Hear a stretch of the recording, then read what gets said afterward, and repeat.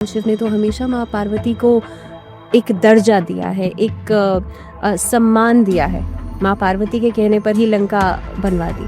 तो इससे क्या समझ में आता है? आज के ज़माने से अगर हम कंपेयर करके देखें, तो भगवान शिव के वो मैसेजेस आज कहाँ रेलेवेंट समझ में आते हैं? तो हमारे जब भगवान अपनी भार्या के लिए इतने सेंसिटिव थे, तो फिर हम क्यों नहीं? इसका मतलब हम अपने भगवान को समझते नहीं हैं। क्योंकि भगवान शिव की पूजा में इतनी ताकत है। महादेव कहा जाता है, देवों के देव। मक्का मदीना में जो शिवलिंग है, वहाँ पे इतनी सिक्योरिटी क्यों है? हिंदुओं का जाना तो मना है ही, लेकिन कुछ तो होगा ऐसा।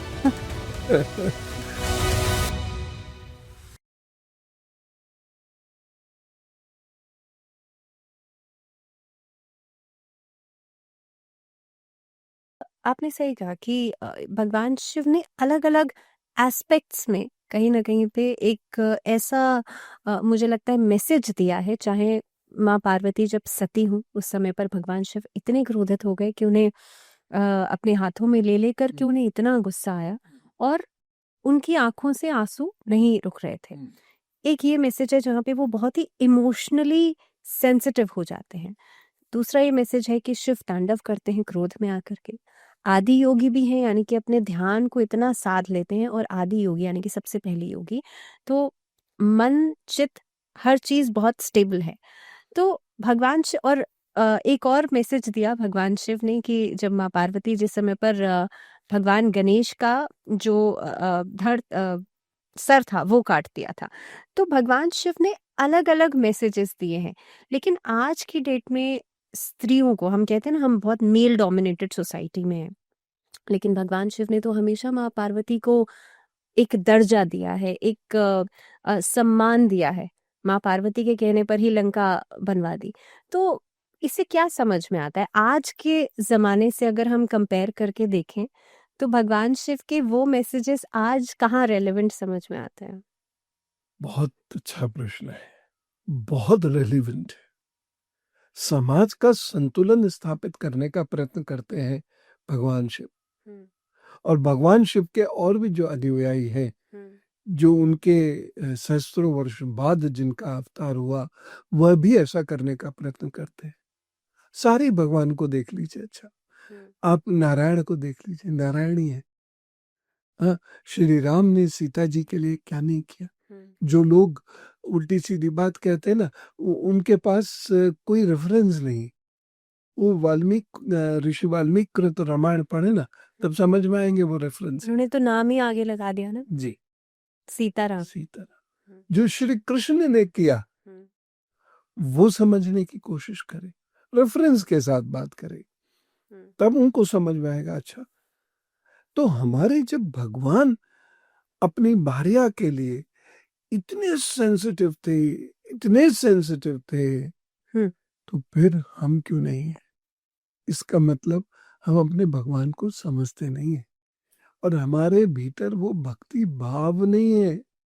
अगर वो भक्ति भाव होता तो फिर हम समझते, या हमारे अंदर ज्ञान होता तो हम समझते।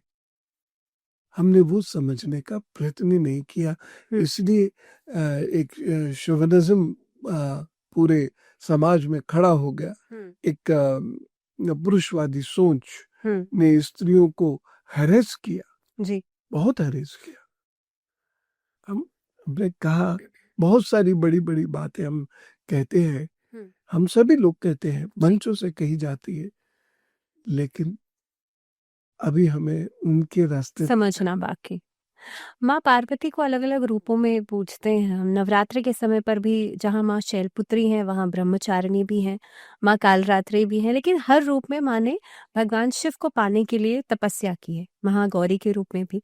ऐसे में माँ पार्वती के किस रूप से कनेक्ट किया जाना चाहिए? अगर, क्योंकि महाशिवरात्रि पर लोग ये भी वरदान चाहते हैं ना कि शादी जल्दी हो जाए, अच्छा वर मिल जाए। भगवान शिव को तो इसी रूप में देखते हैं ना, 16 सोमवार भी इसीलिए रखते हैं कि अच्छी मैरिड लाइफ हो जाए।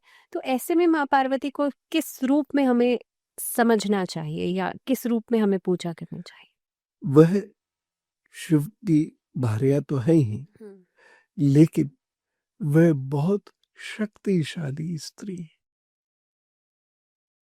हमें उनके उस शक्ति रूप को समझना चाहिए।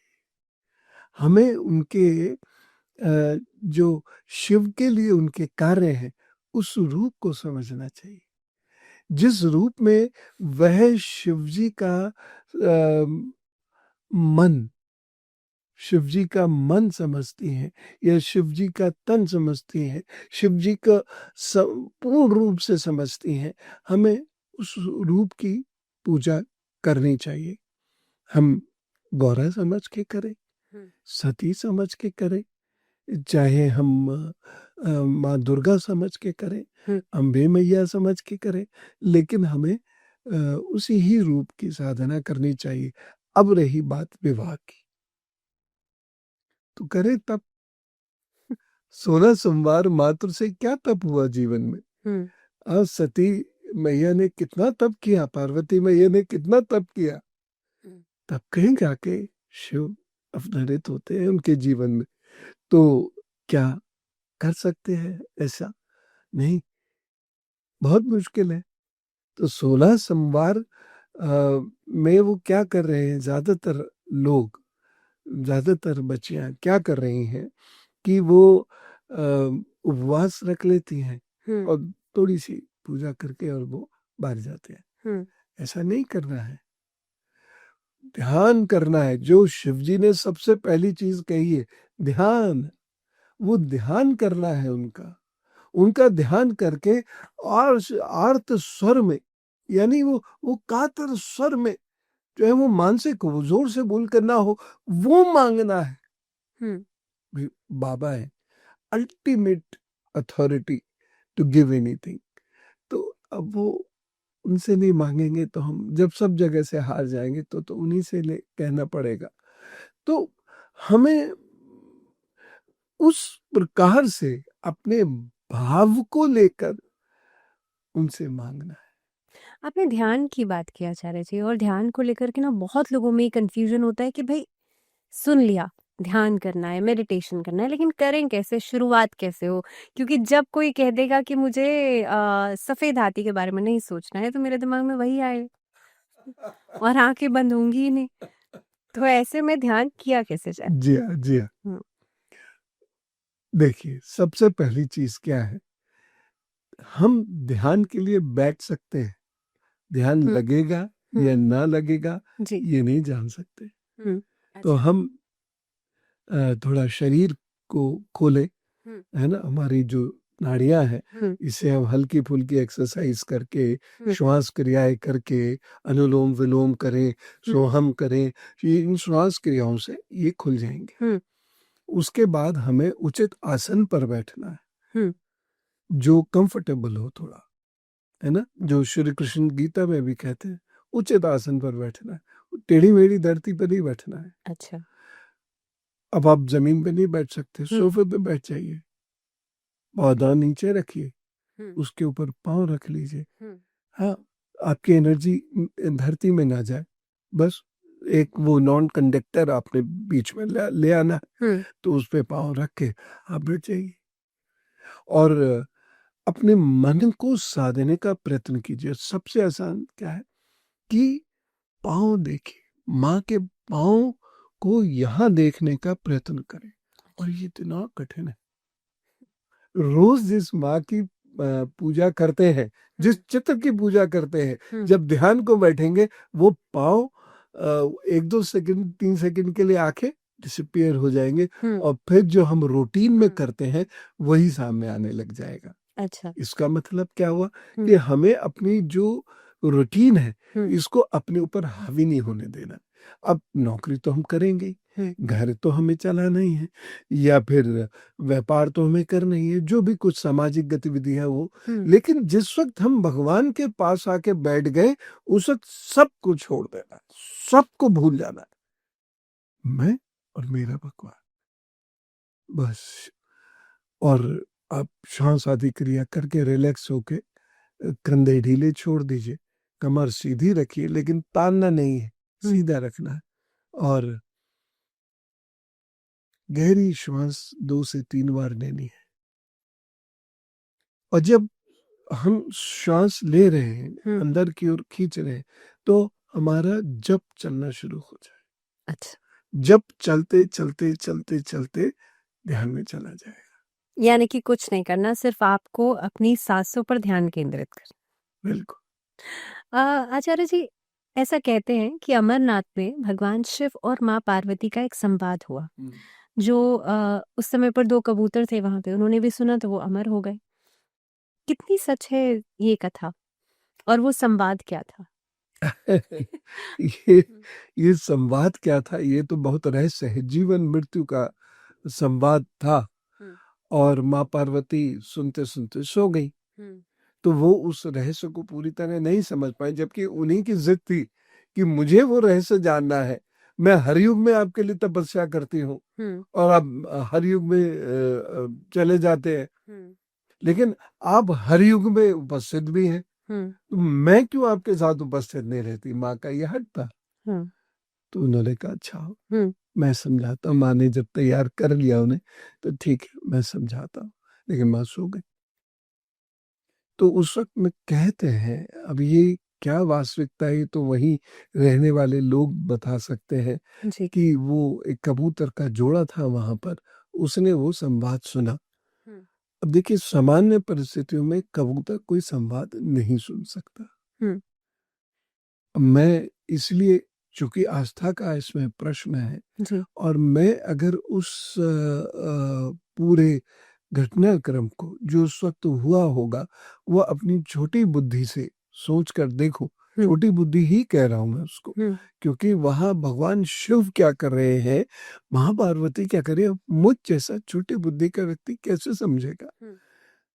लेकिन एक अगर हम अपना लॉजिक लगाएं, तो क्या ये वही कबूतर है? तो ये तो इस प्रश्न का उत्तर वो दे सकते हैं जो वहां रहते हो। वहां लोग रहते हैं, वहां गठेरिए रहते हैं, वहां पर फौज के लोग रहते हैं। तो इस प्रश्न का उत्तर तो वही दे सकते हैं कि क्या उन्होंने यहाँ कभी कोई मृत कबूतर देखा या नहीं देखा, या उन्होंने यहाँ पर 5 साल नौकरी की, 3 साल नौकरी की, 30 में नहीं देखा। तो ये वो समझ सकते हैं और फिर दुनिया को बता सकते हैं। मैं अपनी अल्प बुद्धि से वो नहीं जान सकता। जी। आचार्य जी, भगवान शिव के ऐसे कई सारे स्वरूप हैं, जैसे कि काल भैरव का स्वरूप है, नटराज के रूप में भी भगवान शिव की पूजा करते हैं, लेकिन कुछ ऐसे स्वरूप हैं जिनकी पूजा हम घर में नहीं कर सकते, ऐसा कहा जाता है, ऐसा क्यों है?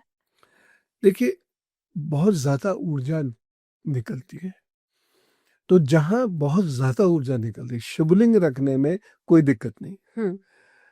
वो लोग कहते हैं शिवलिंग से बहुत ऊर्जा निकलती है, नाप ले, नहीं मिलेगा वो सब कुछ। अच्छा। लेकिन जो क्रिया होगी, लेकिन रिएक्टर कहा जाता है ना शिवलिंग को। हाँ। कहते हैं, लेकिन वो हाँ। संभव नहीं है। हम्म। तो जो क्रिया होगी, उस क्रिया में बहुत ऊर्जा होगी, उसका उपयोग घर में नहीं कर सकते।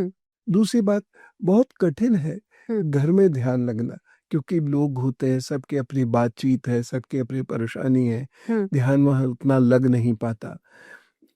तीसरी जो महत्वपूर्ण बात आती है वो ये आती है कि जब हम कोई विशेष क्रिया करते हैं, तो उसका परिणाम बनने लगता है, तो कुछ अलग किस्म का परिणाम जी। बनता है। तो वो जो अलग किस्म का परिणाम बनता है, उससे घर के बाकी लोग प्रभावित ना हो, ये महत्वपूर्ण है। तो इसलिए ये सारी क्रियाएं घर में नहीं करें, मंदिर में करें, तीर्थ स्थल में करें, या जो ऐसे स्थान है वहां पर जाके करें, तो निश्चित रूप से क्रिया पूर्ण होगी, सफल भी होगी। आचार्य जी, क्योंकि महाशिवरात्रि का पर्व है, ऐसे में मैं चाहती हूँ कि कुछ रेमेडीज जो बहुत ही सूक्ष्म हो भगवान शिव को प्रसन्न करने के लिए। कुछ है और बहुत सरल है, बस तप करना पड़ेगा। तब भी आनंद के साथ कीजिए, शिव जी के भजनों का आनंद लीजिए, भजनों का आनंद लेने के साथ साथ फिर ध्यान कीजिए, फिर पार्थिव शिवलिंग बनाइए, पार्थिव शिवलिंग पर शिवलिंग कैसे बनेगा? एक मिट्टी ली, मिट्टी छान ली, बहुत ही अच्छा हो यदि वो ऐसे खेत की मिट्टी हो जहां पर गौ माता घूमती हो, अच्छा। वो मिट्टी ज्यादा शुद्ध होती है। हम्म। लेकिन अब ऐसा मिल पाना तो बहुत मुश्किल है, क्योंकि जितनी भी फील्डिंग होती है वो सारी ट्रैक्टर से होती है। अब बैल कहाँ बचे हैं, गाय कहाँ बची हैं? तो खैर जो भी मिट्टी हो, खेत तो अच्छा ही है। देखे, एक किसान उसी खेत से अपना भी पेट भरता है, देश का भी पेट भरता है। तो वो वहां से हम मिट्टी लें, उसे खूब अच्छी तरीके से छान लें जी। और उसके बाद उस मिट्टी में हम जो उस समय की फसल है उसके कुछ दाने डालें, उसमें हम मट्ठा डालें या थोड़ा सा दही डाल लें, हाँ, और उसको फिर रख दे। जी।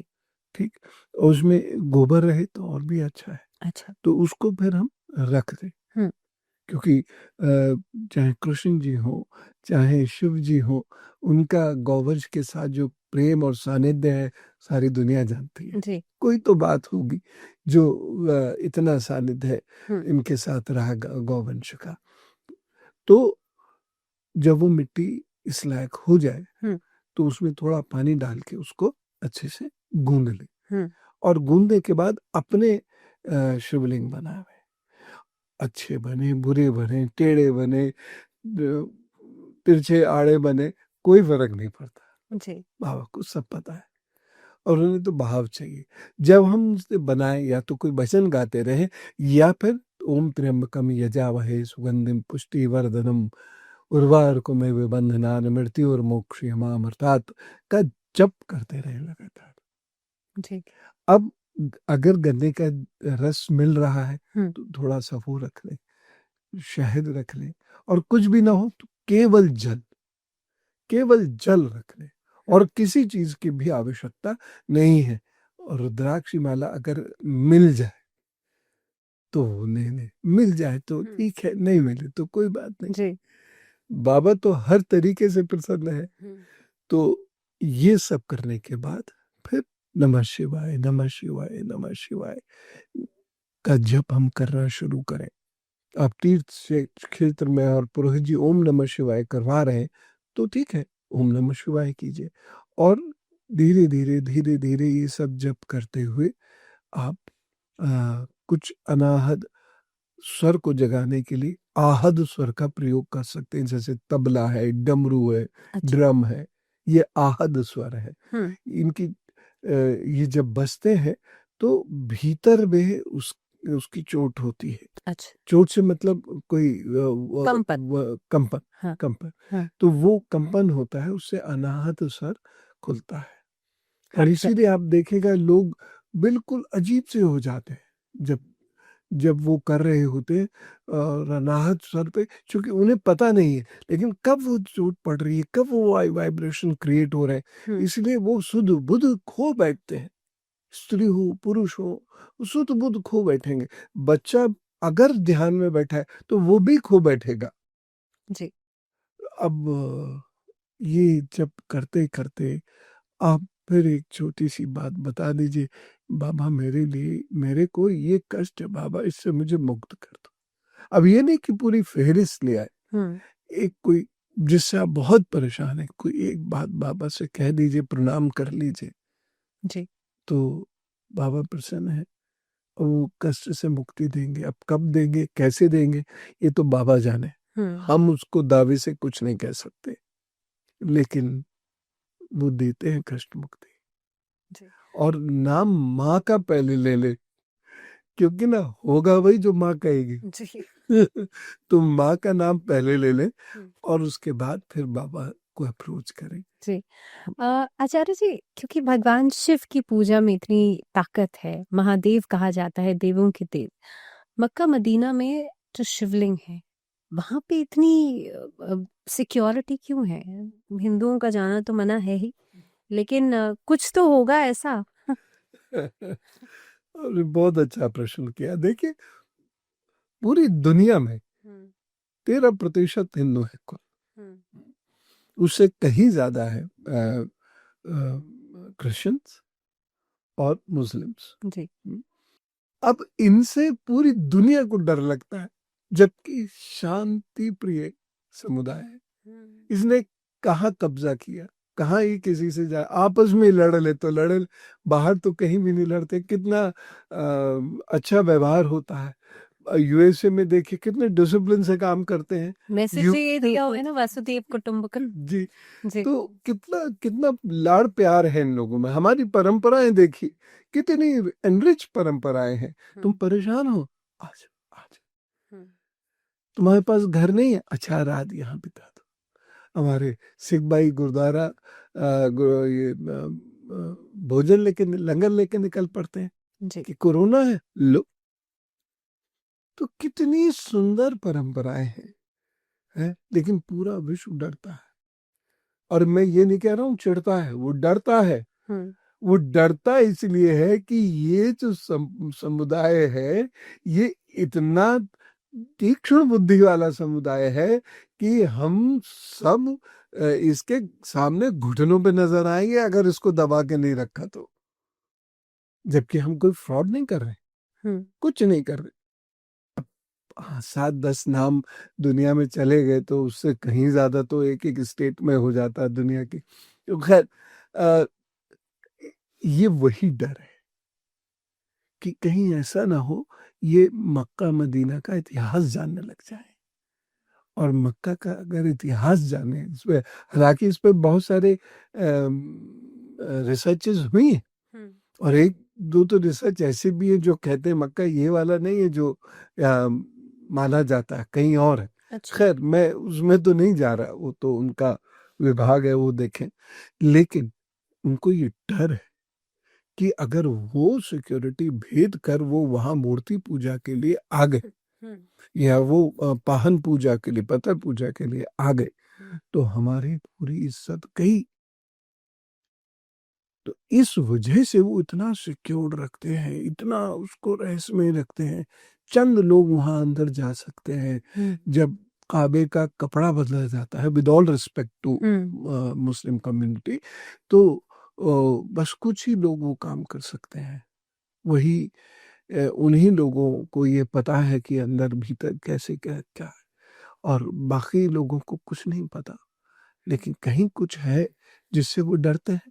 जैसे संभल में आप देखिए, वो तो शासन प्रशासन बहुत पक्का हो गया था, नहीं तो क्या हुआ होता, क्यों चेनों से बांध के रखा हुआ था, क्या समस्या थी। जी। हाँ, अच्छा खासा शिव, वहां भी शिवलिंग ही है। तो शिवलिंग की पूजा जो लोग कर रहे थे, हनुमान जी की प्रतिमाओं की जो लोग पूजा कर रहे थे, क्या दोष था उनका। हर एक मजहब में अलग अलग फिरके होते हैं, उनके पूजा के तरीके अलग होते हैं। क्या इस्लाम में नहीं है, शियाओं में और सुन्नियों में, या क्रिश्चियनिटी में नहीं है? 153 डिनोमिनेशन हैं लगभग, सब जगह होते हैं। लेकिन हिंदू से चाहे तो उन्होंने उस पर मस्जिद बनाई। ठीक है, हमारे जिन देवता भगवान, जिनके प्रतीक चिन्ह को हम उस तरह से पूजते हैं, हमें पूजने दिया जाए। अब तो औरंगजेब नहीं है ना, अब तो शासन बदल चुका है। बल्कि बहादुर शाह जफर के रहते रहते बहुत सारे परिवर्तन हो गए थे। तो अब तो चीजें बदल गई है। अब आप उसको बार बार दबाने की कोशिश करेंगे तो फिर भोजशाला में क्यों कोशिश कर रहे हैं, करनी है? बसंत पंचमी की पूजा क्यों ना हो वहां पर, जो वर्षों से होती चली आ रही है। बाकी लोग तो 11वीं सेंचुरी में आए ना, तो वो तो बहुत बात की बात है। तो हम जो कुछ करते आ रहे हैं, वो लोग, हमारे लोग ही हमें रोक रहे हैं, है ना। और यहाँ मैं कहना चाहूंगा कि कश्मीर के 2 मूर्धन्य नेता गण ने इस बात को कहा, मूलतः तो हम हिंदू है ना, मूलतः हम कश्मीरी पंडित हैं। उन्होंने कहा इसको। एक कांग्रेस के बड़े विद्वान नेता है, और वो कई वर्ष राज्यसभा में रहे हैं। उन्होंने इस बात को कहा। शेख अब्दुल्ला का भी मुझे एक स्टेटमेंट याद है उन्होंने भी एक बार कहा, जिन्ना भी अपनी दूसरी पीढ़ी में तो मुस्लिम है, उससे बाकी पहले तो काठियावाड़ी लोग हैं। तो और ये हमारे ये तो ग्लोबल मैसेज भी आज के डेट में दिया जा रहा है ना। स्विट्जरलैंड में जिनीवा में भगवान शिव की 6 फीट ऊंची नटराज की मूर्ति बन रही है। ये ग्लोबल मैसेज के रूप में ही देखा जा सकता है इसको। क्योंकि शिव जी का अगर अध्ययन कर लेते हैं हम लोग, तो हम शिव को समझ सकते हैं ब्रह्मांड से, या शिव को समझ उन दिशाओं से, तो वो दिशाएं समझ में आ जाएंगी, ब्रह्मांड समझ में आ जाएगा, उत्पत्ति कैसे होती है ये समझ में आ जाएगी, ब्लैक होल समझ में आने लगेगा। तो कहाँ से किस प्रकार से एक ब्रह्मांड की उत्पत्ति होती है, कहाँ से होती है, ये भले आज के वैज्ञानिकों को नहीं पता हो, लेकिन कोटि कोटि ब्रह्मांड की बात करते हैं, यानी अनेक ब्रह्मांड हैं। और आज के पश्चिम के वैज्ञानिक भी कहने लगे हैं कि हाँ, कई ब्रह्मांड हैं, हमें उनके बारे में पता नहीं है, हम तो अपने ही ब्रह्मांड के अभी तक सारे ग्रहों पर नहीं जा सके। तो वो सब समझ में आ जाएगा, किस तरीके से अग्नि का, वायु का, धरती का, आकाश का, जल का वहां मेल है। डमरू का सिग्निफिकेंस क्या है, शिव जी की वह जो प्रतिमा है, उस प्रतिमा में जो पांव है वो क्या कह रहे हैं, जो हाथ की मुद्राएं हैं वो क्या कह रही हैं, ये सारी चीजें समझे तो उन्हें विज्ञान समझ में आ जाएगा।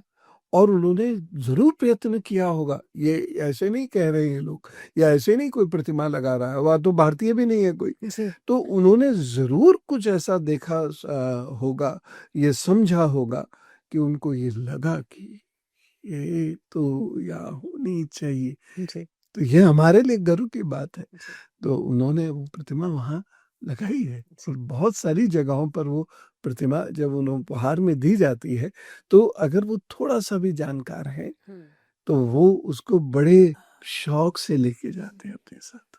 ठीक, बहुत बहुत धन्यवाद आपका आचार्य जी, बहुत अच्छा लगा आप साथ जुड़े, और मुझे लगता है इतनी इंटरेस्टिंग चीजें थी ये सब जानना।